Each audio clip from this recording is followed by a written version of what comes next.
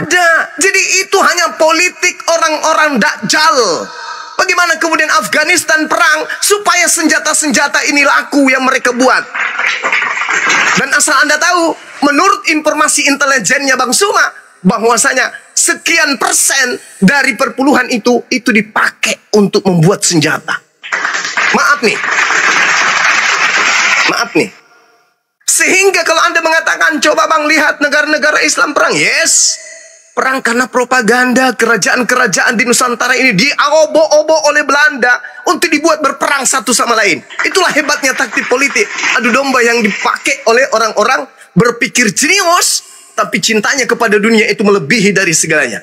Sehingga menghalalkan segala macam cara. Tunjuk satu negara Islam di atas muka bumi ini yang memproduksi senjata alat-alat perang. Tunjukkan ke saya.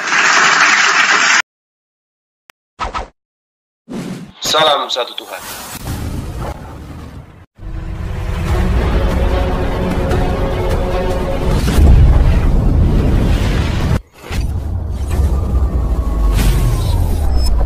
Ya, pengantar ini singkat para sahabat. Dukung semua ya sahabat-sahabat kita channel Densa News Muslim. Di like, di subscribe, di share sebanyak mungkin untuk supaya mencegah sahabat-sahabat kita di luar sana tidak terpengaruh terhadap pemurtadan. Semoga Allah memberikan selalu sikap istiqamah. Salam satu Tuhan, Allahu Akbar. Si ISIS itu, siapa yang membuatnya? Siapa penggerak mesinnya? Ke Islam. Kan. Jadi sekarang Adinda Google aja dulu 10 negara termiskin di dunia. Oke, sudah Bang Juma, sudah. Ya, silakan. Boleh Anda sebutkan? Yang pertama itu ada negara Yaman. Bang Juma, coba bisa Anda tunjukkan? Bisa buka kamera? Aduh, lagi nggak bisa on cam ini Abang dah. Udah Bang, udah. Bentar Bang. Iya. Yang saya searching ya Bang, itu ada beberapa negara memang. Iya, silakan. Afrika itu kan, yang saya tahu sih lumayan besar Muslim di Afrika, ya kan Bang. Cuman itu tadi udahlah, saya pun juga malas membawa ke ranah situ karena memang saya pun juga nggak sepakat untuk apa Bang, seperti apa membawanya ke ranah siapa age tertinggi di agama ini. Saya juga memang nggak akan mau membawa ranah ke situ. Tapi sekarang yang mau saya bahas, sorry. Tadi itu pertanyaannya, bagaimana sekiranya Nabi Muhammad itu tidak diutus? Kan itu tadi yang muncul. Maka yang muncul berarti agama Kristen saja. Nah, ketika umat Kristen yang berkuasa di atas muka bumi ini, kondisi kita sekarang ini coba kita lihat. Kalau Islam tak ada, sedangkan Islam ada sebagai penyeimbang, sebagai rem terhadap kegiatan-kegiatan yang sifatnya manusiawi, pemuas syahwat, itu masih memiliki kedudukan tertinggi. Gimana kalau Islam tak ada? Itu loh maksudnya.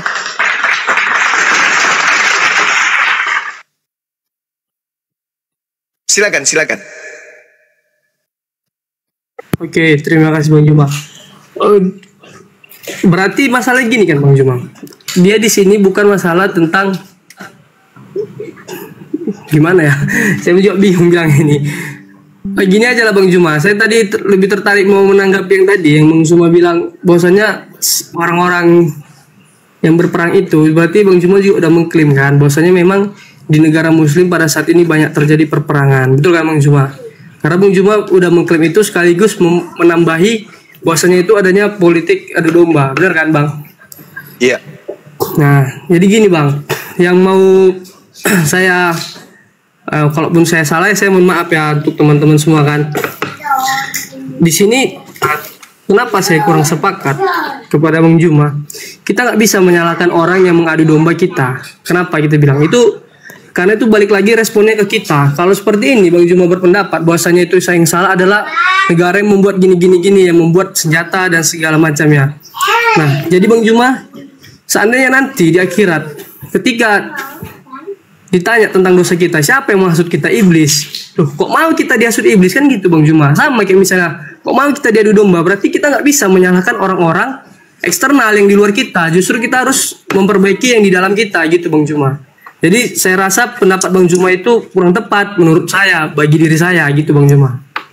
Oke, Karena saya tanggapi. ini jadi seakan-akan kita selalu menyalahkan orang-orang yang di luar. Jadi ada masalah apapun, kita selalu mengkambing hitamkan orang yang di luar. Padahal kita sendiri yang nggak bisa menguasai diri kita. Seperti itu Bang Juma. Oke, Masya Allah, luar biasa ya. Makasih nasihatnya. Sekarang Bang Juma. Adinda percaya nggak Yesus datang ke atas muka bumi ini untuk menebus dosa waris? Percaya nggak?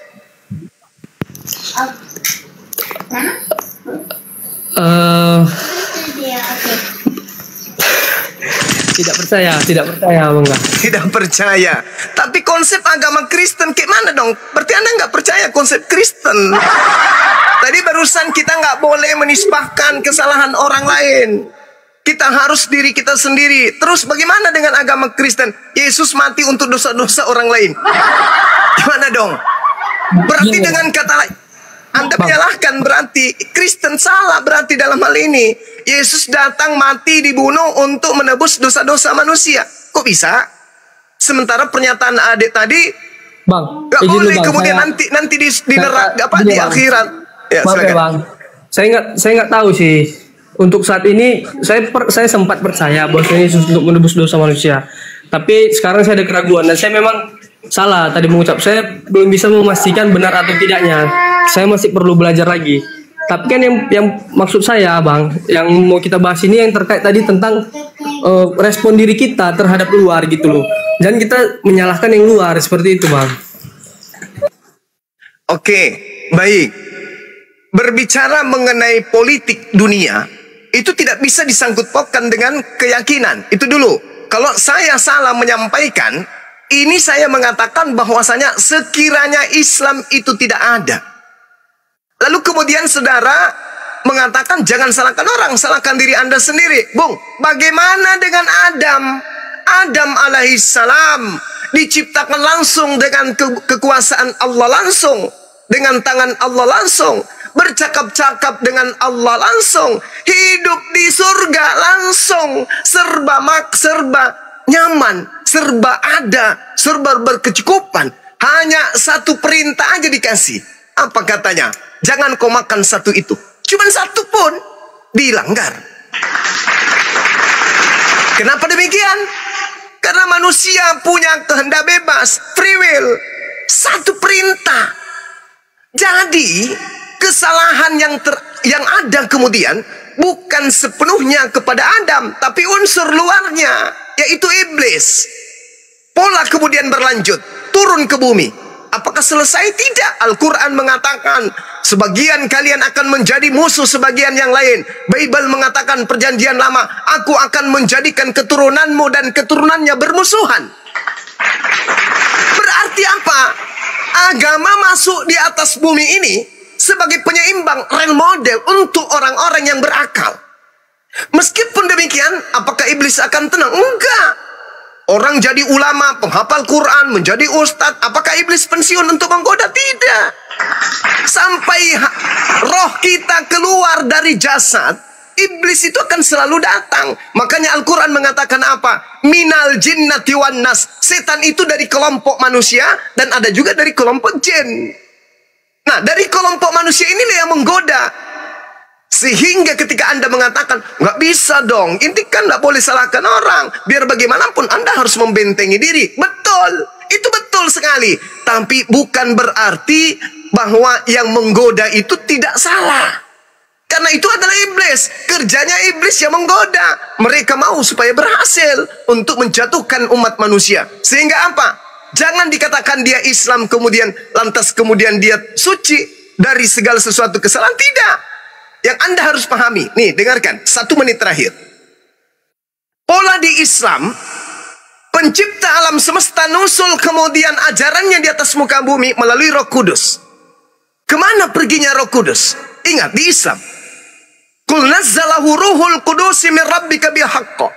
Al-Quran dibawa oleh Roh Kudus.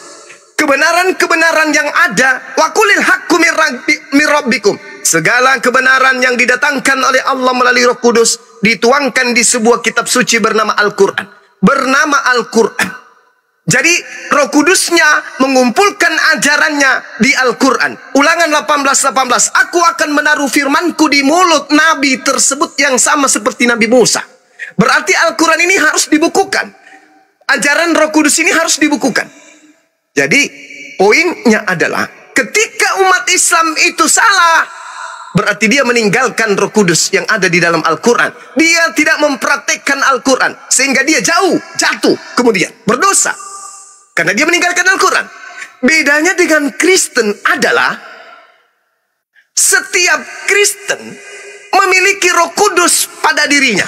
Nah, celakanya itu di situ. Jadi Kristen ini kalau berbuat salah bukan oknumnya, tapi Tuhannya. Kalau Kristen bersalah, misalnya pencabulan, maka yang salah Tuhannya. Kenapa Tuhannya yang salah? Karena pada diri Kristen ada Tuhan bernama Roh Kudus. Saya berdialog, Bang Suma nggak ngerti Bible. Kok bisa pendeta? Karena pada diri Bang Suma nggak ada Roh Kudus. Kutanya, pendeta, saya barusan ditelepon teman saya, tetangganya seorang pendeta mencabuli 14 murid, 14 jemaat, dan di bawah umur. Apa kata dia? Nah itu kan karena tidak ada Roh Kudus di dalamnya. Halo, bukankah setiap orang Kristen memiliki Roh Kudus? Berarti orang Kristen tidak boleh bersalah. Kapan satu di antara miliaran orang Kristen melakukan pencabulan? Satu aja. Maka Kristen itu gagal. Kalau Kristen melakukan kesalahan, agamanya yang salah. Kenapa? Konsepnya setiap orang Kristen memiliki Tuhan. Roh Kudus ada pada diri orang-orang percaya. Buktinya, pendeta, pastor melakukan pencabulan. Bahkan sampai informasinya ratusan ribu bocah digauli. Mana Roh Kudus? Kalau orang Kristen satu aja bersalah, maka gagal Kristen. Agamanya yang gagal. Kenapa? Konsepnya keliru. Roh Kudus ada pada setiap orang Kristen. Artinya orang Kristen itu tidak perlu sekolah. Orang Kristen itu tidak perlu belajar. Kenapa? Pada diri setiap orang Kristen ada unsur yang maha suci, ada unsur yang maha pencipta, ada unsur yang maha mengetahui. Ngapain lagi dia belajar? Ngapain lagi dia ngapain dia melakukan kesalahan? Toh di dalam dirinya masing-masing ada Tuhan. Tapi kalau Islam yang melakukan kesalahan, wajar. Karena Roh Kudusnya hanya sampai batas Al-Quran. Makanya Al-Quran ini sebagai pembanding. Kalau Anda ingin menjadi Muslim yang taat, kembali kepada Quran. Bukan berharap, bermimpi, berhayal, berangan-angan pada diri kita ada Roh Kudus. Halo. Jadi kalau umat Islam salah, oknum. Kenapa? Mereka tidak mempraktekkan Al-Quran. Tapi kalau orang Kristen yang salah, bukan oknum, tapi yang salah adalah Tuhannya. Akan tetapi mustahil Tuhan itu salah. Mustahil Tuhan itu keliru. Mustahil Tuhan itu melakukan kesalahan. Berarti Kristen ini gagal. Dengan konsep ada Roh Kudus pada diri setiap Kristen itu gagal. Itu bohong, itu bullshit. Faktanya kita disuguhkan dengan kesalahan-kesalahan yang secara frontal, masif, terstruktur, terencana. Apa itu? Berapa banyak gereja-gereja yang menikahkan sejenis? Berapa banyak gereja yang ketahuan kemudian mengubur bayi-bayi dari hasil persetubuhan di luar pernikahan? Mana Roh Kudusnya? Tak ada. Yang ada cuma roh halus. Tapi kalau Islam membunuh, dikarenakan karena mereka tidak mempraktekkan Al-Quran. Itu aja kesimpulannya. Maaf, lebih dari 1 menit. Silakan. Bang Zuma. Silakan. Itu nama itu adik saya itu punya nama unik di belakangnya itu S, Zio, S. S itu artinya Salomo. Jadi kalau dia Islam nanti tinggal ganti Sulaiman aja. Masya Allah. Salomo itu kan ada yang bijak itu. Maka dia ini sebenarnya orang yang apa sebenarnya dia termasuk bijak ya. Melihat, membandingkan gitu kan. Kan ciri-ciri orang bijak kan gitu. Tapi kalau ciri-ciri orang yang bodoh kan dia termakan dogma, doktrin kan gitu. Betul. Ya gitu kira-kira Bang. Jadi harapan saya dia ini diterangkan dengan selembut kapas. Masya Allah. Mohon maaf kalau saya dalam berbicara itu kayak gitu. Memang ya kebiasaan Iya, saya iya. berorasi. Dia kayak ini gitu. orangnya Ya, halus silakan. nih, halus orangnya. Siap. Ketahuan dari cara ngomong beliau. Silakan. Umur Silakan, Dinda Pak Sio Tio. ini berapa tahun? Saya masih 20 tahun bang. Masya Allah, masih anak-anak sekali. Ya, seumuran dengan anak pertama saya berarti. Oke bang. Silakan. Saya menanggapi aja ya bang statement abang. Boleh kan? Silakan. Iya, kita diskusi Tadi, santai, kalau saya yang jangan kurang ada sepakat. luka. Ya, silakan. Ya bang, yang saya kurang sepakat ketika bang Zuma membilang bahwasannya ketika ada salah seorang Kristen yang melakukan dosa, maka semuanya akan batal. Gini bang, sebenarnya kita paham nggak? Abang sendiri lah dulu, kita semua di sini, kita paham nggak sih definisi Kristen? Karena Kristen ini bukanlah status. Ada banyak orang-orang yang di status KTP-nya beragama Kristen, tapi tidak dalam perilakunya Kristen. Sama misalnya kayak ada orang pernah bilang Muslim KTP gitu bang. Jadi kita nggak bisa menyalahkan ketika ada orang-orang yang memang hanya berKTP Kristen, tapi tidak mencerminkan bagaimana Kristen itu sendiri. Jadi kita nggak bisa menyalahkan bahwasanya berarti karena KTP-nya udah Kristen, berarti Roh Kudus ada di dalamnya, kan gitu nggak fair dong. Artinya berarti Roh Kudus hanya sebatas statusnya Kristen aja, bukan dari perbuatannya. Padahal kan Kristen itu sendiri kan adalah pengikut Kristus. Pengikut Kristus itu bagaimana ya? Meneladani Yesus. Kita belum meneladani Yesus gimana? Yesus kan kita semua kan tahu kalau Yesus itu adalah contoh ataupun teladan yang baik. Dia tidak pernah sekalipun melakukan dosa ataupun tidak pernah sekalipun melakukan kejahatan seperti itu bang. Jadi ketika abang bilang bahwasanya ketika ada satu orang Kristen, padahal kita nggak tahu historis dia Kristen kenapa? Bisa jadi karena menikah. Jadi dia pindah agama gitu bang. Jadi bahwasanya dia nggak nerima Kristus. Artinya kan dia Kristen tapi tidak pengikut Kristus. Hanya Kristen di dalam KTP-nya saja. Itu bang. Jadi saya kurang sepakat dengan statement abang itu. Dan abang bilang ketika ada orang Muslim yang melakukan apa, itu abang sebut dengan oknum. Oke, kita sebut dengan oknum. Tapi bagaimana menurut abang ketika oknum itu banyak gitu bang? Misalnya kan ya kita tahu sendiri lah kan. Nggak usah disebut lah. Ya sama-sama tahu semua agama pasti pernah memiliki sisi gelap, sisi kelam.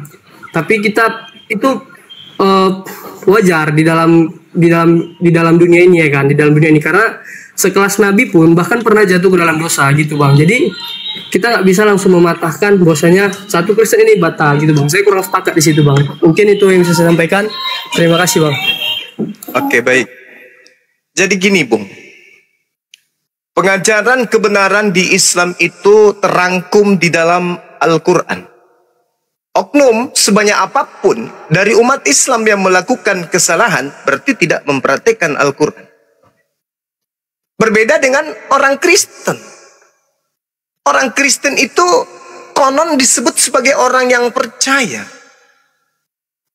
Sedangkan di dalam konsepnya kemudian adalah Roh Kudus datang sebagai penolong bagi setiap orang percaya.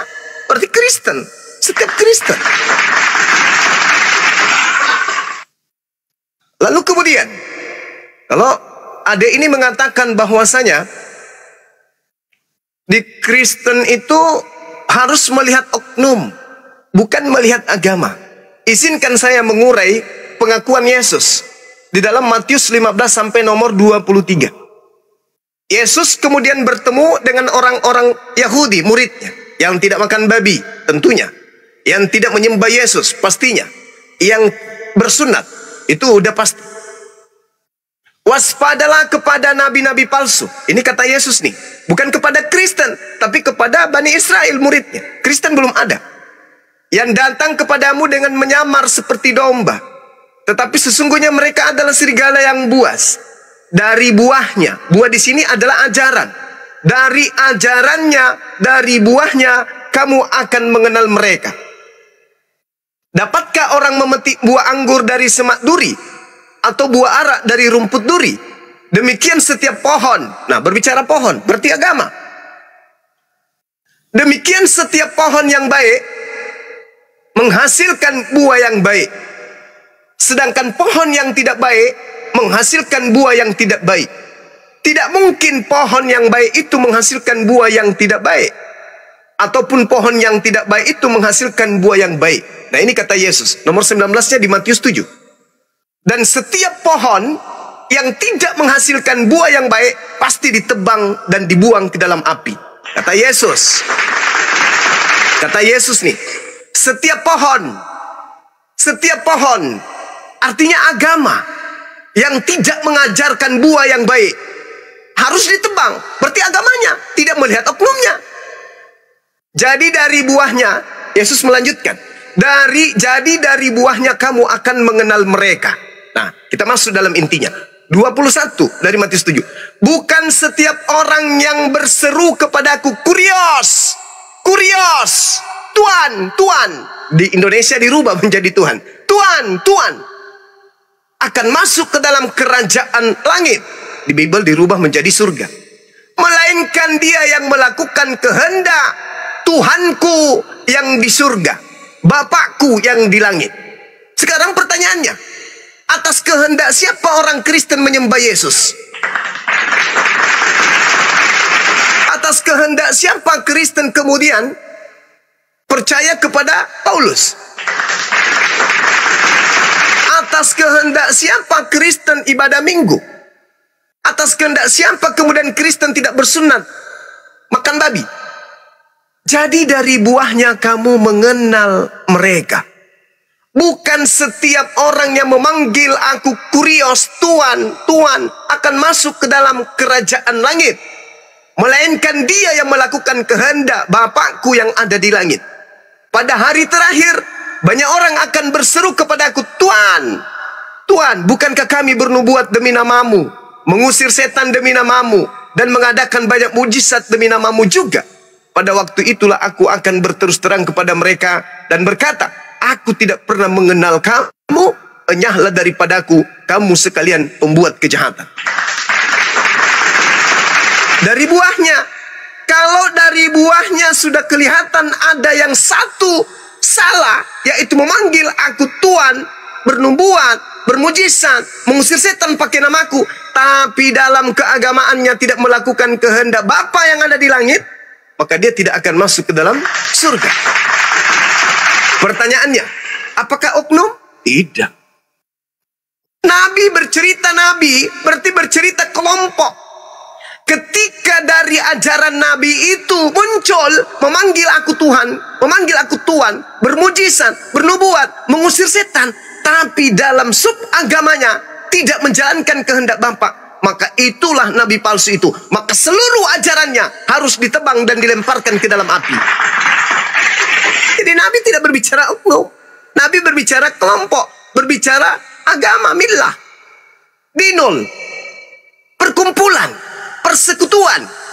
Itu. Jadi ketika kemudian terlihat dari buah ajarannya itu seperti memanggil aku Tuhan, bermujizat, bernubuat, mengusir setan, pakai namaku, tapi dalam keagamaannya tidak mencerminkan perintah Bapa yang mengutus aku, maka dia harus ditebang. Pohonnya, bukan oknumnya, bukan buahnya yang dibuang, tapi pohonnya yang harus ditebang, harus dibakar. Makanya saya katakan tadi, bukan oknum kok di Kristen, agama. Agama. Ketika orang itu melakukan kesalahan, agamanya yang kita lihat, bukan oknumnya. Berbeda di Islam. Wa qulil haqqu min rabbikum. Kebenaran itu sudah datang dari Tuhanmu. Barang siapa di antara kalian mau beriman silakan, mau kufur silakan. Berarti oknum. Nah, kalau di agama Anda tidak. Buahnya, dari buahnya, batangnya harus dibuang ke neraka, ke dalam api. Seperti itu, Bang. Seperti itu, Bang. Silakan.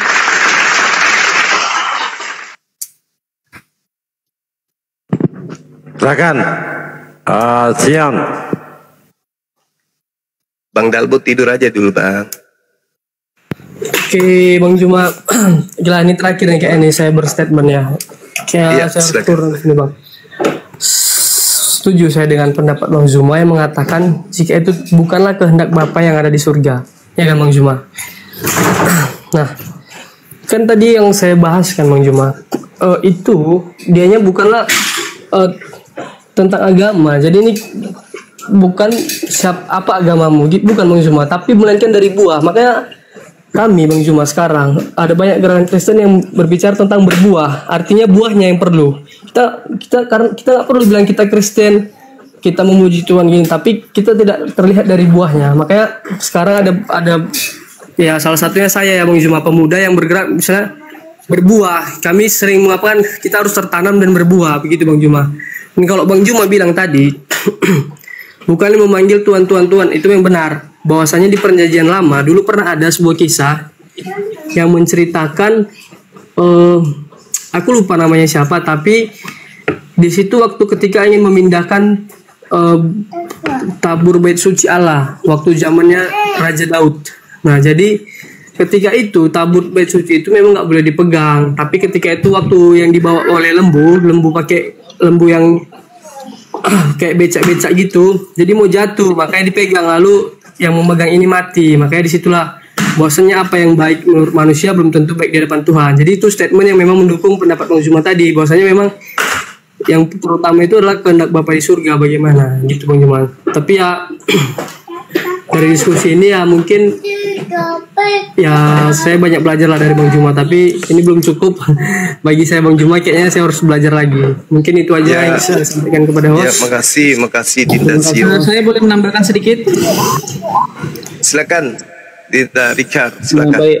Jadi sepertinya gini, adik saya ini sekarang ini lebih kepada perbaikan akhlak lah, kita katakan. Perbaikan akhlak, berbuat baik, kan itu intinya, artinya kasih gitulah. Tapi kita harus ingat bahwasanya itu memang dibenarkan dan Yesus memerintahkan seperti itu.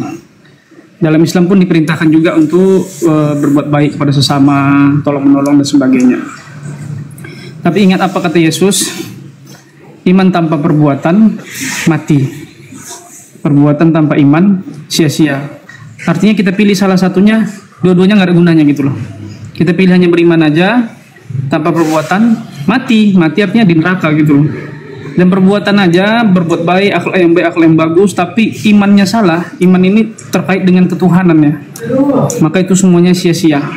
Nah jadi makanya gini, ibarat kalau bisa kita ambil gini, kalau nilai iman itu 50 nilainya, kemudian perbuatan itu 50, kalau nilai iman itu 50, perbuatan itu 50, berarti kalau orang yang berbuat baik menghasilkan buah yang baik, tapi imannya salah, yang disembahnya salah, keyakinan ketuhanannya salah, berarti dia nggak lulus. Karena nilainya itu nggak lulus, dia sudah terbuang 50 gitu. Tapi kalau dia punya keimanan yang benar, Tuhan yang disembahnya itu benar, dia sudah punya 50, tinggallah sisa akhlaknya ini. Mungkin akhlaknya 25 atau 30 gitu loh. Masih di atas 50, artinya dia akan selamat gitu loh.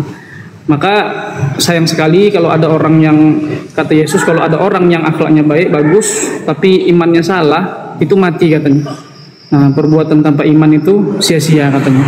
Mungkin itu saja adikku, artinya kita ini bagus itu berbuat baik, perbaikin akhlak kepada siapa, tapi coba, sudah benar nggak kita perbuatan baik kita itu, sudah benar nggak terhadap Tuhan yang kita sembah, benar nggak? Karena sejauh ini saya lihat memang sampai saat ini mayoritas orang Kristen itu imanannya ya Yesus itu Tuhan gitu. Dialah yang disembah. Dialah tempat berdoa. Bahkan sering kalau orang berdoa itu dalam nama Yesus kabulkanlah doa kami, kan gitu. Jadi sudah rusak di situ apanya. Makanya nanti tetap akan celaka gitu loh. Tetap akan celaka kalau kita salah dalam beriman. Mungkin itu saja. Silakan ditanggapi Bang Zuma. Iya. Memang Yesus mengatakan di dalam Matius 15 hal yang sama. Bangsa ini memuliakan aku dengan bibirnya, padahal hatinya jauh daripada aku. Percuma mereka kemudian beribadah kepada aku, sedangkan ajaran yang mereka ajarkan ialah perintah manusia. Nah, betul, di Islam itu apa yang Islam lakukan itu bertalian dengan perintah. Sedangkan kalau saudara Kristen nih, misalnya nih, mohon maaf, Kristen itu kita lihat gaungan mereka itu selalu menggaungkan ajaran kasih. Tapi kecolongan. Kenapa saya katakan kecolongan? Karena ajaran kasih itu sudah dibatalkan oleh Paulus. Kita lihat. di dalam Matius 22. Apa yang diterangkan kemudian orang-orang Farisi ketika dia bertanya, mencobai Yesus. Bagaimana kemudian orang-orang Farisi ini ingin menjerat Yesus dengan pertanyaan-pertanyaan. Kita lihat di data nomor 22. Ya. Di nomor 22, bab 22 nomor 34. Ketika orang Farisi mendengar bahwa Yesus membuat orang Saduki itu bungkam, berkumpullah mereka. Dan seorang di antara mereka, seorang ahli Taurat, bertanya untuk mencobai Yesus. Guru, hukum manakah yang terutama dalam hukum Taurat? Ini. Jadi cakupannya adalah hukum Taurat. Jawab Yesus kepadanya, kasihilah Tuhan Elohim dengan segenap hatimu, dan dengan segenap jiwamu, dan dengan segenap akal budimu. Itulah hukum yang terutama dan yang pertama. Dan hukum yang kedua sama seperti itu. Kasihilah sesamamu manusia seperti dirimu sendiri. Pada kedua hukum inilah tergantung seluruh hukum Taurat dan kitab para nabi. Jadi hukum kasih ini adalah hukum yang seluruhnya tergantung kepada hukum Taurat. Berarti kasih kepada Tuhan dan kasih kepada sama manusia itu adalah hukum Taurat. Sedangkan Paulus mengajarkan Efesus 2 nomor 15, dengan matinya Yesus di atas tiang salib, Yesus telah membatalkan hukum Taurat beserta segala ketentuan, ketetapan, perintah yang ada di dalamnya. Na'udzubillah tsumma na'udzubillah. Berarti kasih yang tadi menjadi cakupan, rangkuman daripada hukum Taurat batal. Jadi kalau ada orang Kristen mengatakan diri mereka itu menganut ajaran kasih, bocor, dia nggak ngerti Bible. Ajaran kasih itu sudah dibatalkan dengan matinya Yesus di atas tiang salib. Kata siapa? Kata pendiri Kristen. Di mana tertulis? Efesus 2:15. Banyak lagi, Filipi 3 dan seterusnya. Banyak lagi, Roma 3, Roma 7. Semua Paulus mendogma bahwa dengan matinya Yesus hukum Taurat batal. Berarti hukum kasih batal. Ada lagi hukum kasih itu. Kalaupun ada kasih yang diadakan oleh Kristen, itu kasih yang dibuat kemudian oleh Paulus. Jadi kasih yang dipraktekkan Kristen, kasih yang diajarkan Paulus. Kasih yang diajarkan Yesus sudah dibatalkan Paulus, lalu kemudian Paulus membuat ajaran kasih sendiri. Makanya Yesus mengatakan, iblislah yang menjadi bapakmu, dan kamu mau melakukan keinginan-keinginan bapakmu. Jadi yang dilakukan oleh Kristen hari ini ada keinginan Paulus. Nyembah Yesus, ibadah minggu, semua. Tidak usah saya uraikan satu-satu. Pasti saudara Kristen semuanya bisa tahu. Jadi kasih dalam implementasi ajaran Yesus itu sudah dibatalkan oleh Paulus itu sendiri. Demikian.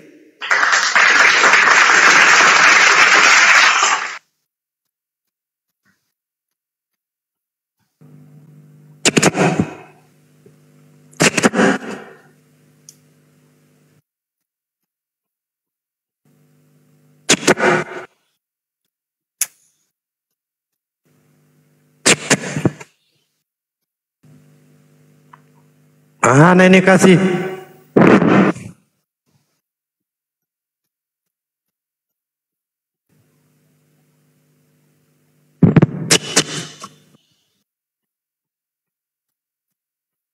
Assalamualaikum Pak Santo, Mbak Natalia, Bunda Pera. Waalaikumsalam. Ya, waalaikumsalam warahmatullahi. Assalamualaikum semuanya. Assalamualaikum Gurunda. Waalaikumsalam warahmatullahi wabarakatuh. Silakan Dek, mungkin ada yang ingin ditambahkan. Silakan Natalia. Nanti ke Pak Bayu ini mualaf semua ini. Silakan. Iya, bingung juga ya. Ini sebenarnya dari Bang Zuma tuh udah full ya, full daging semua ini. Apalagi yang harus dijelasin nih? Tinggal Bang Zio-nya aja ini kayak gimana gitu Bang Zio. Apa sih yang memberatkan Bang Zio ini masih bercokol banget sama doktrin yang selama ini diajarkan gitu, kok kayak berat banget.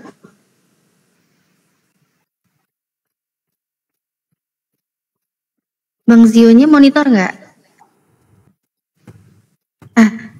Bang Zio-nya nggak mau ngomong sama aku, Bang Dalbo. Jadi dipaparkan apa? Yang di Ya, gimana Santo? yang dipaparkan sama Gunda itu sudah jelas loh itu semua. Yesus semata-mata hanyalah utusan daripada Tuhan, itu bukanlah Tuhan. Kalau mengikuti doktrin bahwasanya Yesus itu adalah Tuhan, nah Bapa itu Tuhan, ada berapa Tuhan? Ada 2 pasti.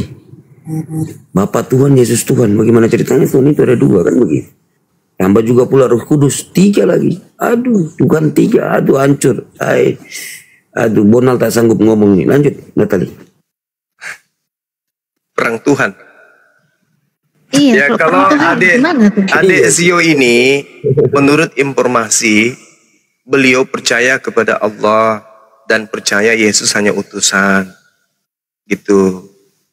Hanya satu aja, beliau belum bisa nerima Islam, belum bisa nerima Nabi Muhammad Sallallahu Alaihi Wasallam. Sisa itu ajanya.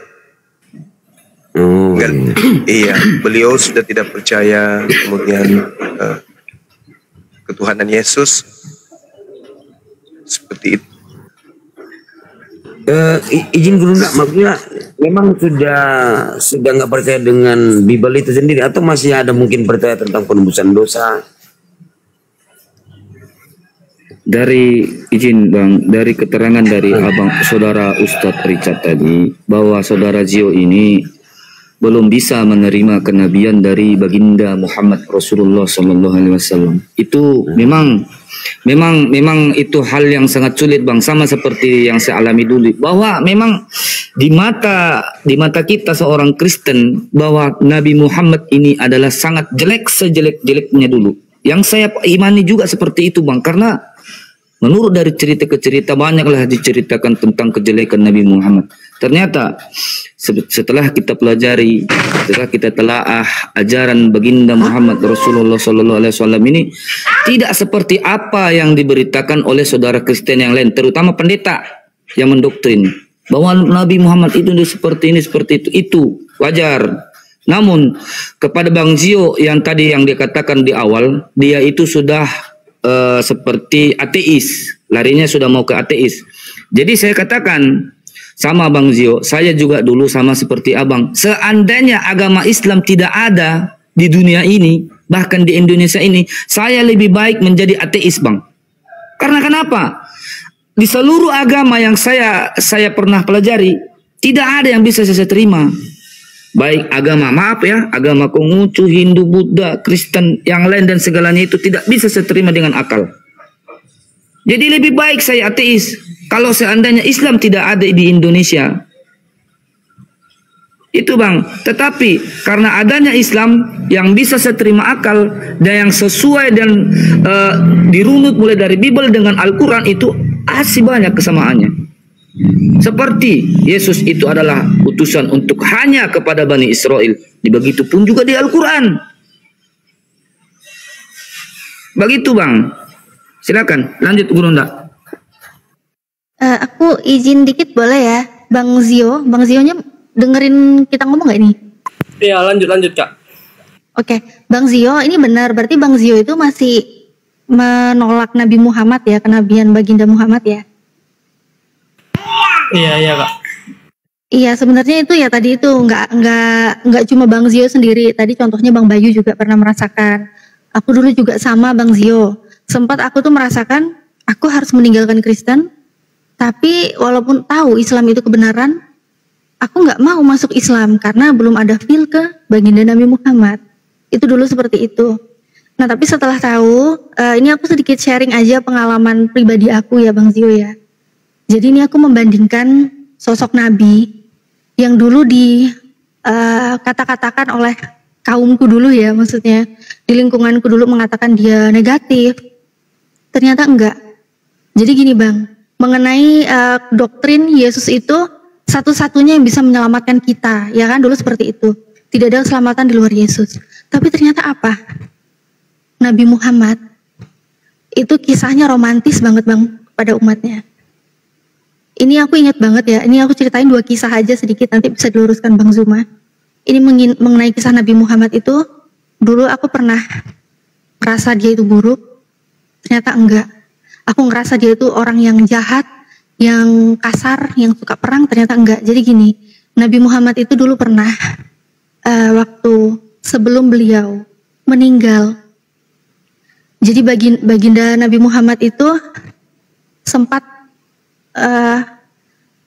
meminta satu permintaan, sempat berdoa, dan itu saat sakaratul maut.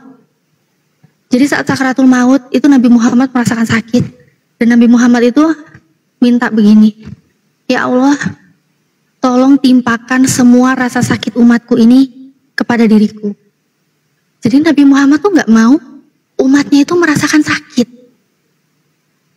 Ini baru satu kisah ya. Jadi aku merasa gini, ini yang orang yang aku pikir ini orang yang buruk, orang yang kejam kepada wanita, orang yang di-brainwashkan, orang yang agama perang, nggak ada kasihnya.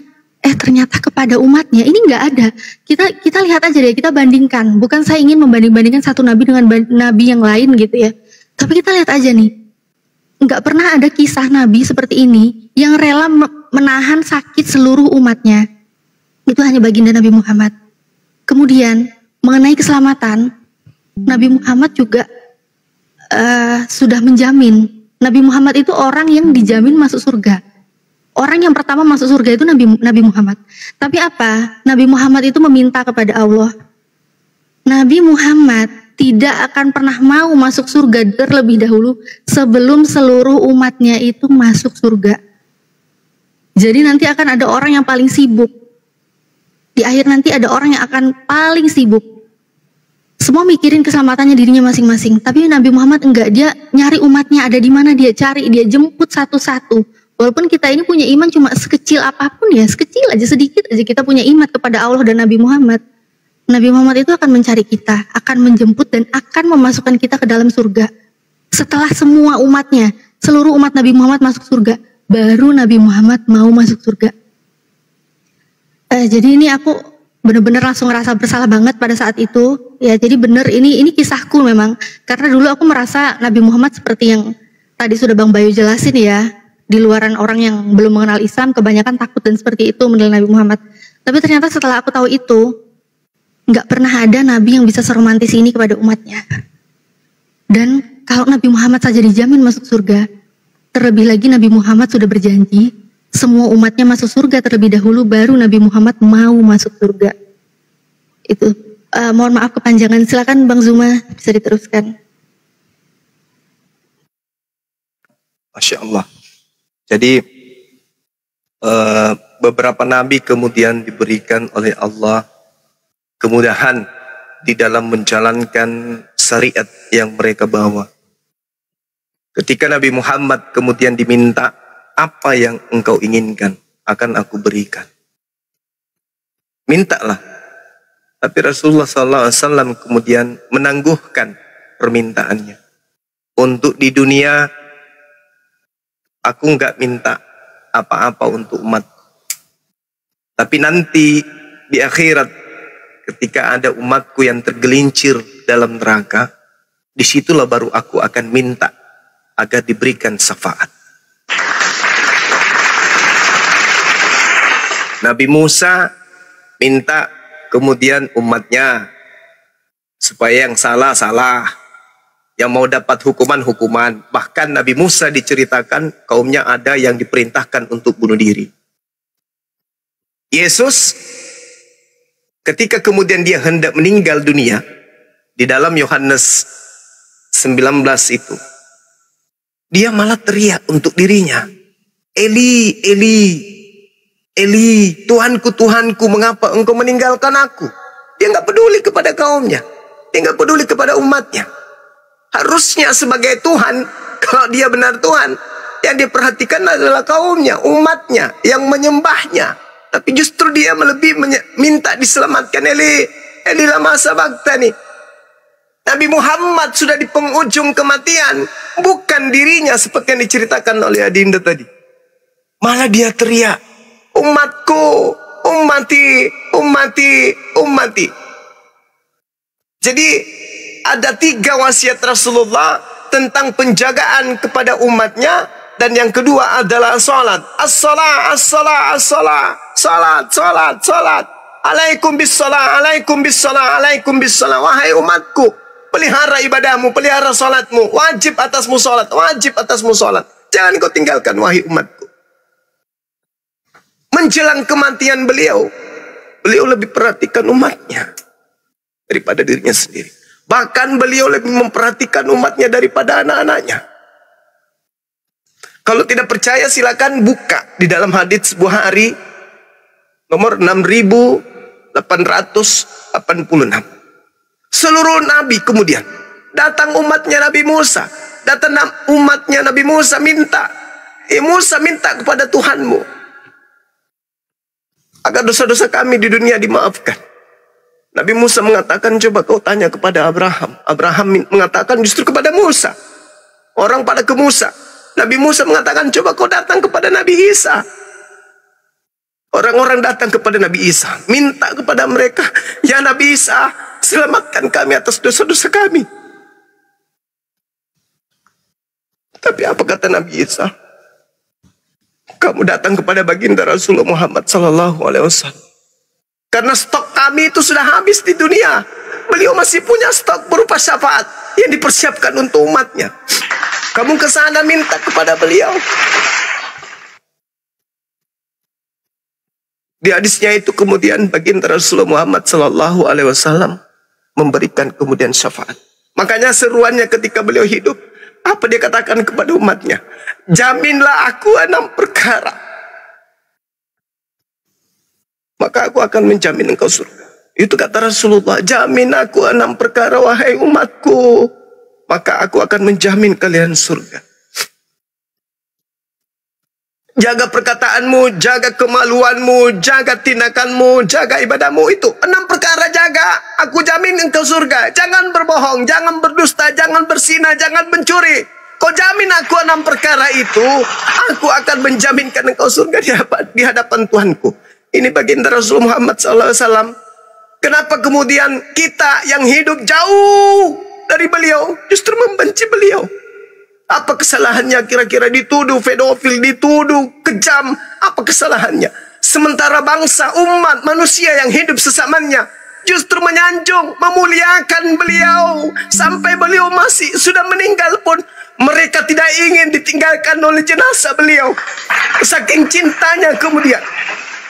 Kita cinta kepada orang tua kita, cinta kepada ibu yang melahirkan kita, cinta kepada ayah yang melahirkan, yang memberikan rezeki kepada kita, yang mencarikan nafkah untuk kita. Cinta, sayang kita kepada mereka.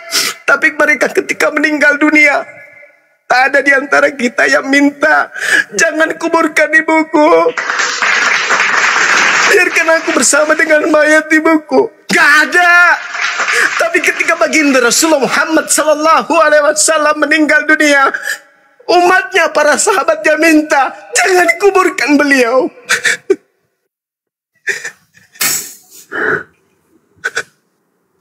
Berupa mayat aja, sahabat-sahabatnya cinta kepada jasadnya. Sampai mereka turun ke kuburnya, jangan kuburkan beliau. Sampai beliau masih tinggal kemudian, jenazahnya ditinggal kemudian, jangan kuburkan, kami gak mau ditinggalkan oleh beliau. Di mana di atas muka bumi ini ada orang meninggal, keluarganya minta jangan dikubur, apalagi umatnya. Cintanya kita kepada orang nomor 1 di dunia, di negara kita, Bapak Soeharto Soekarno, Habibie, tak ada di antara kita umatnya ini. Rakyatnya minta jangan kuburkan beliau, jangan, kami cinta presiden kami, enggak. Baginda Rasulullah Muhammad sallallahu alaihi wasallam sejazirah Arab umatnya, jangan kuburkan Rasulullah, kami masih cinta, kami masih ingin hidup bersama beliau meskipun tinggal jasad. Subhanallah. Ini apa buktinya coba? Yesus baru 3 jam minta segera dikuburkan. Baru 3 jam. Mana kecintaan muridnya? Markus 14 nomor 50. Ketika kemudian Yesus ditangkap, murid-muridnya semuanya lari meninggalkan Yesus. Mana kecintaannya? Kalau dia sebenarnya cinta. Baginda Rasul Muhammad sallallahu alaihi wasallam ketika meninggal dunia, semua sahabatnya minta jangan kuburkan beliau. Ini karena wujud cinta. Kalau dia salah, ada akhlaknya yang tidak baik, ada perbuatannya yang kurang baik, ada sesuatu yang tidak baik, ada celah yang tidak baik, sebagaimana fitnah orang-orang liberal, sebagaimana fitnah orang-orang yang benci kepada beliau, maka tak mungkin kemudian sejazirah Arab sampai hari ini bertahan menjadi umatnya. Nggak mungkin. Mereka pasti akan meninggalkan agama Islam. Mereka akan pasti meninggalkan Nabi Muhammad. Mereka akan menggantikan dengan pola-pola keagamaan yang lain. Andai saja mereka mendapatkan celah, maka orang pertama yang bertemu langsung dengan baginda, yang tahu kalau dia salah, yang tahu kalau dia hilang, seketika akan meninggalkan Nabi Muhammad. Sebagaimana orang-orang Yahudi sepeninggal Yesus, tak ada yang beriman kepadanya. Semuanya kembali kepada pola Yudaism, semuanya kembali pola kepada Taurat. Tidak ada yang beriman kepada Injil, kecuali orang Barat, orang Katolik, orang Romawi, orang Yunani, yang justru tak ada hubungannya dengan Yesus. Yesus tak dicintai oleh Yerusalem, Yesus tak dicintai oleh orang-orang Yahudi. Baginda Rasulullah Muhammad SAW datang sampai hari ini, 1400 tahun silam dia menanamkan akidah, tidak pernah goyah. Orang Arab adalah orang jahiliyah, orang yang beringas, orang yang tidak berpendidikan. Bagaimana mungkin mereka bisa tunduk berserah diri untuk menjadikan kemudian beliau sebagai pemimpinnya sampai hari ini, kalau beliau tidak kemudian memiliki akhlakul karimah, kecintaannya kepada umatnya, kasih sayangnya kepada umatnya. Makanya satu-satunya pemimpin di atas muka bumi ini yang minta dimakamkan, wahai sahabatku, jangan kau makamkan aku di tengah-tengah keluargaku, di tengah anakku, di tengah orang tuaku, di tengah istri-istriku, jangan, tapi makamkan aku di tengah-tengah para sahabatku. Cerminannya apa? Cinta kepada sahabat, cinta kepada umatnya melebihi cintanya. Hanya Allah yang membatasi cinta itu. Itulah Rasulullah Muhammad SAW. Kesimpulan saya, saudara-saudara yang mendengarkan ini, kalau Anda ingin mengetahui tentang Rasulullah, beli bukunya, beli kitabnya. Situ bercerita tentang pribadi Rasulullah dari sejak beliau belum dilahirkan sampai beliau meninggal. Itu ada kitab namanya Sirah Nabawiyah. Beli, itu murah. Ada di Gramedia dijual, di toko-toko buku itu ada. Risalah baginda Rasul Muhammad SAW, Risalah Nabi atau Sirah Nabawiyah. Silakan Anda beli, Anda pelajari. Dan saya sudah berapa puluh tahun ini mencari buku dari Gramedia, dari toko buku ke toko buku, mencari kemudian biografi, cerita sejarah hidup Lukas, cerita sejarah hidup Markus, Matius, Paulus, Yesus. Tapi sayangnya, saya tidak pernah menemukan buku yang menceritakan tentang sejarah orang-orang ini. Tidak ada sejarah hidupnya Paulus, tak ada sejarah hidupnya Lukas, tidak ada diceritakan secara pribadi orang-orang yang mengajarkan kekristenan, nggak ada. Hening, sepi, sunyi, tak ada pemberitaan. Maka muncul pertanyaan, seperti apa akhlak mereka? Seperti apa kemudian perilaku mereka dalam hidup? Seperti orang-orang yang selalu ingin berdebat dengan Bang Suma. Ayo kita berdebat tentang Nabi Muhammad dengan Rasul Paulus. Saya mengatakan, saya menertawakan Anda. Kenapa?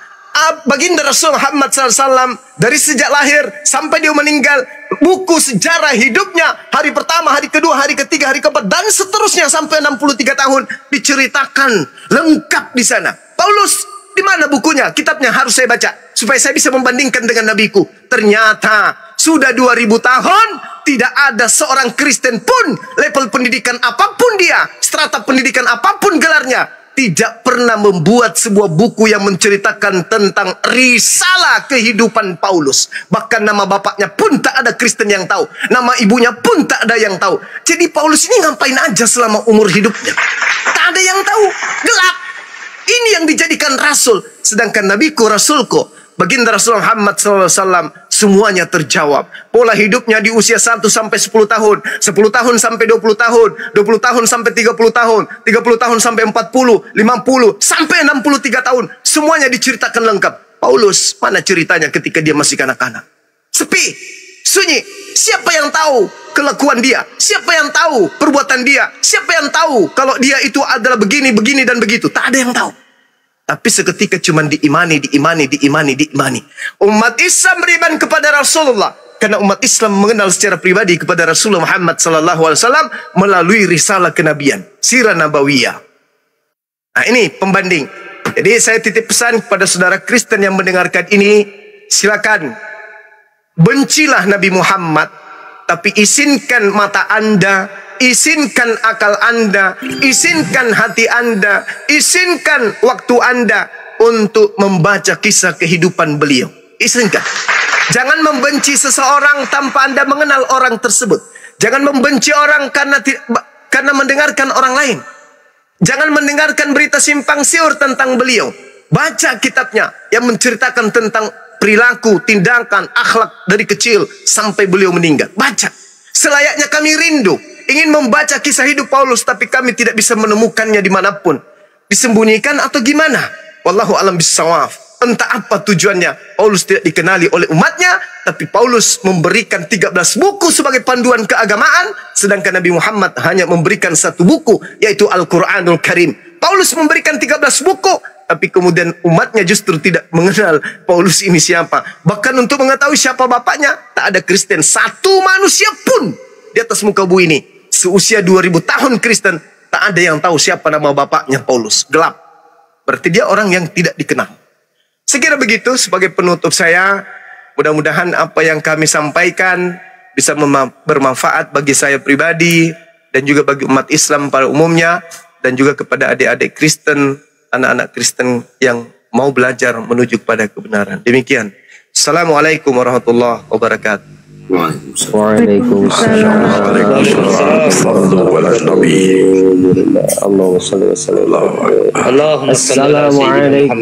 warahmatullahi wabarakatuh. Guru Dazuma dan guru-guru yang lain, Bang Dalbo, Masya Allah. Waalaikumsalam warahmatullahi wabarakatuh. Duh, air mata ini tidak terbendung ya, Masya Allah. Kalau bicara tentang Nabi Muhammad, apalagi daripada sifat-sifat Nabi Muhammad, aduh nggak sanggup kami kebanyakan nangis kalau bicara tentang sifat-sifat daripada baginda Sallallahu Alaihi Wasallam, karena beda dengan kita gitu. Beliau sangat dia sangat memikirkan umatnya, itu kayak tadi yang dibilang sama Gurunda Zuma.